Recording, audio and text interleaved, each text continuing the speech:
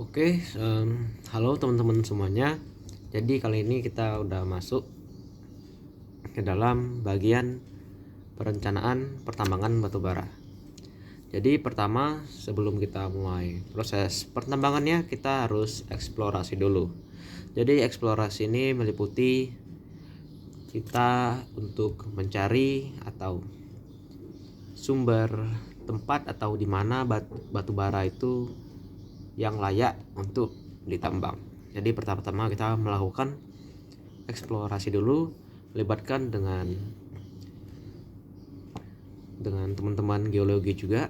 Jadi yang pertama eksplorasi, dan yang kedua ada namanya perencanaan tambang.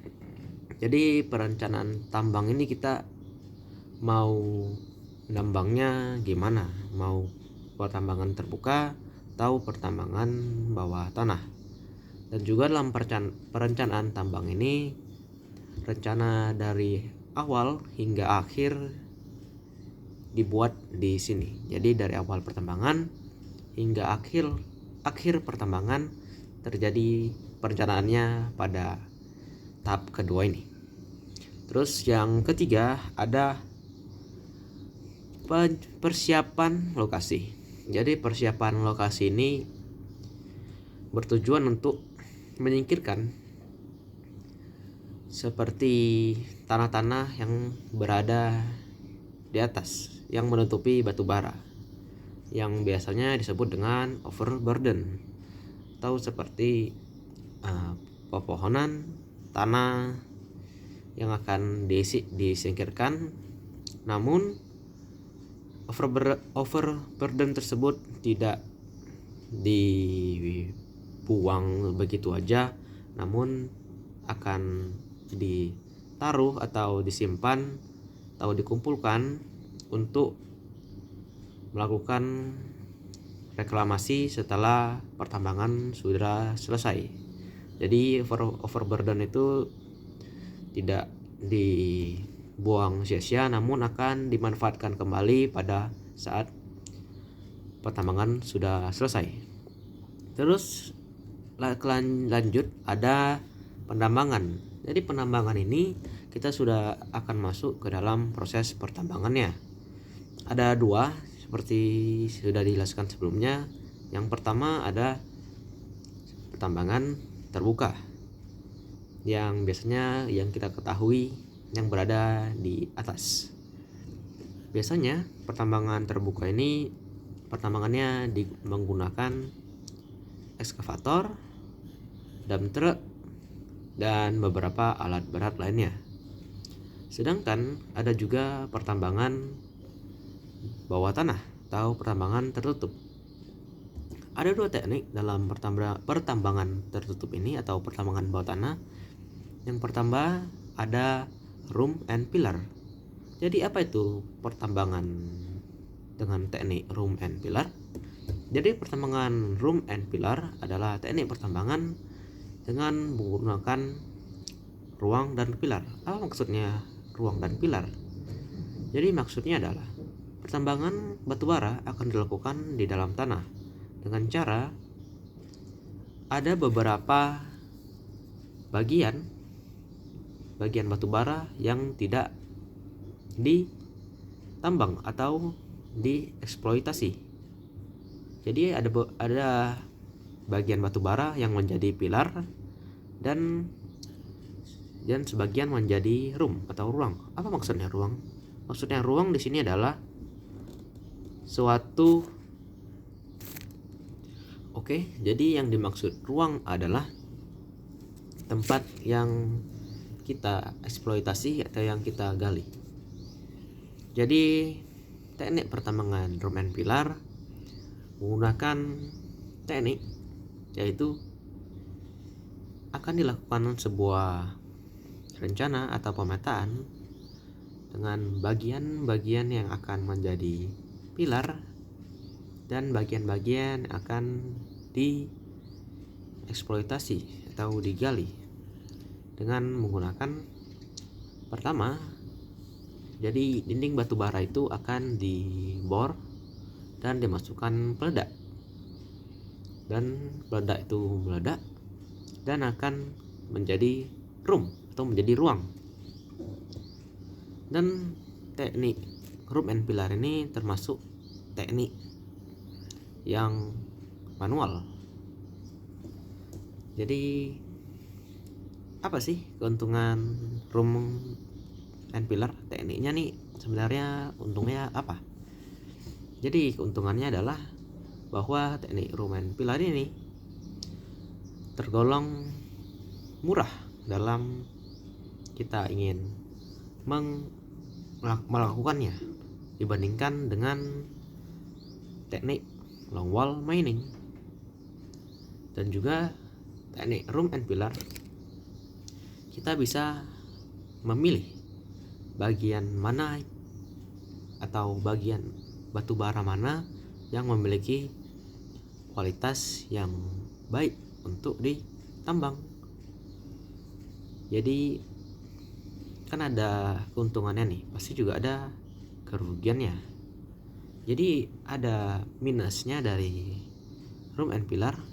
Jadi minusnya room and pillar ini ya kita nggak bisa mengeksploitasi secara keseluruhan karena dibutuhkan bagian-bagian untuk menjadi pilar. Mungkin itu adalah salah satu contoh kekurangannya. Dan kita akan lanjut ke teknik kedua, yaitu teknik long wall mining. Jadi apa itu long wall mining? Jadi long wall mining adalah teknik menambang batu bara dengan menggunakan seperti mesin otomatis yang bentuknya seperti tabung. Kalau kalian tahu, seperti pembuatan terowongan kereta api di bawah tanah. Jadi alatnya mirip seperti itu. Dan juga long wall mining, prosesnya itu seperti mekanismenya seperti cacing, teman-teman.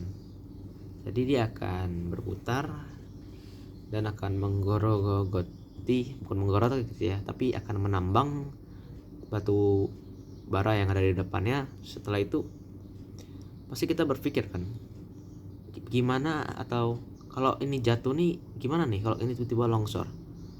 Itu sudah diantisipasi dengan pemasangan pondasi untuk mengantisipasi agar tidak terjadi longsor. Jadi setiap dilakukan long wall mining, setiap mesinnya mengkeruk atau mengeksploitasi batu bara, di bagian belakangnya akan dipasang beberapa fondasi agar tidak terjadi longsor. Dan teman-teman perlu diketahui juga, long wall mining ini lebih aman dalam pengoperasiannya karena dia bersifat otomatis. Jadi itu adalah perbedaan antara long wall mining dengan room and pillar. Room and pillar itu lebih manual dibandingkan dengan long wall mining. Jadi dan juga jadi kan ada keuntungan nih, pasti ada kekurangannya. Kekurangannya long wall mining, investasi awalnya yang cukup besar, teman-teman. Tapi di balik investasi awal yang cukup besar, teknik ini sangat bermanfaat karena jika kita sudah merencanakan pertambangan batu bara, sudah kita rencanakan semuanya dengan kita tahu kualitas batu baranya sangat bagus, long wall mining ini sangat bermanfaat karena kita bisa mengambil hampir keseluruhan. Dan juga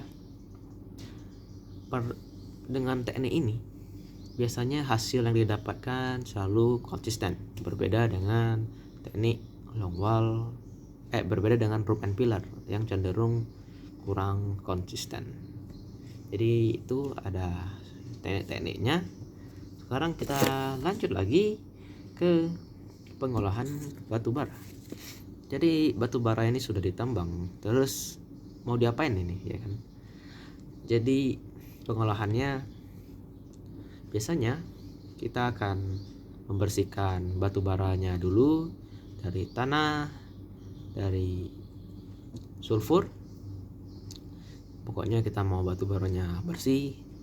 Dan juga setelah udah bersih nih batu baranya nih, sudah kita bersihkan, kita lanjut ke transportasi.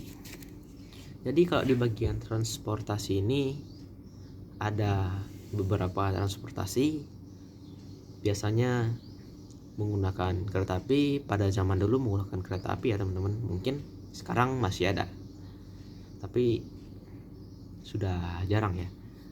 Yang sekarang masih terkenal atau masih populer yaitu ada menggunakan kapal tongkang dengan jalur laut, dan juga ada menggunakan truk untuk skala lokal. Jadi begitu. Dan juga yang terakhir nih teman-teman, ada reklamasi dan penutupan tambang. Jadi ini akhir dari pertambangan batu bara, yaitu reklamasi.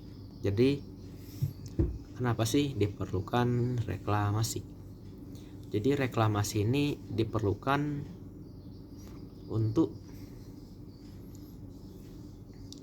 lingkungan sekitar tidak terlalu parah karena eksploitasi tambang.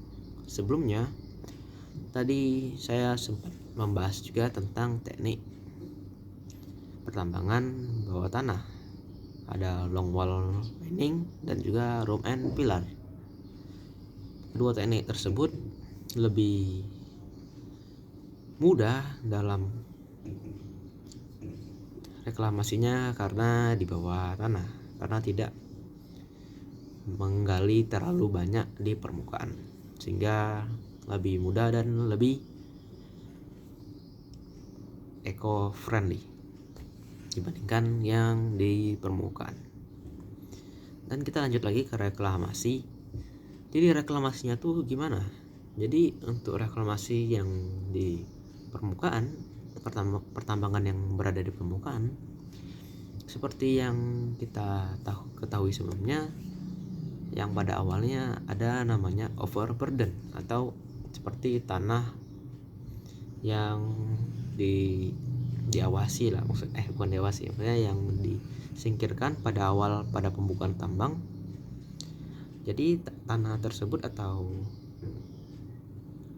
ya bisa dibilang tanah juga, benar, tanah bisa digunakan untuk melakukan reklamasi. Jadi tanahnya diambil kembali dan digunakan untuk menutup bekas tambang. Selanjutnya, apa sih yang kita lakukan? Yang kita lakukan adalah, yang pertama kita akan bukan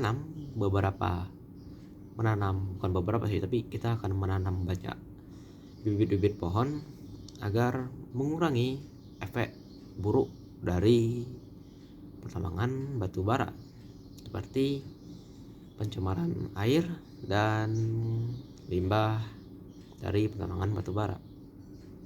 Jadi kita akan melakukan penanaman, kita kubur kembali atau kita tutup kembali bekas tambangnya, kita buat bagusin kembali untuk bekas pertambangannya. Setelah itu barulah kita bisa selesai dalam proses pertambangan. Walaupun kita kayak menganggap sepele tentang reklamasi, namun reklamasi ini sangat penting untuk kehidupan jangka panjang, untuk ya anak cucu kita. agar alam tetap bisa kita manfaatkan seperti pertambangan, namun tetap bisa juga kita reklamasi agar tetap menjadi bermanfaat, menjadi lahan hijau. Mungkin itu saja untuk bagian kali ini. Selanjutnya akan dilanjutkan oleh teman saya. Sekian dari saya. Terima kasih. Sampai jumpa lagi. Bye bye.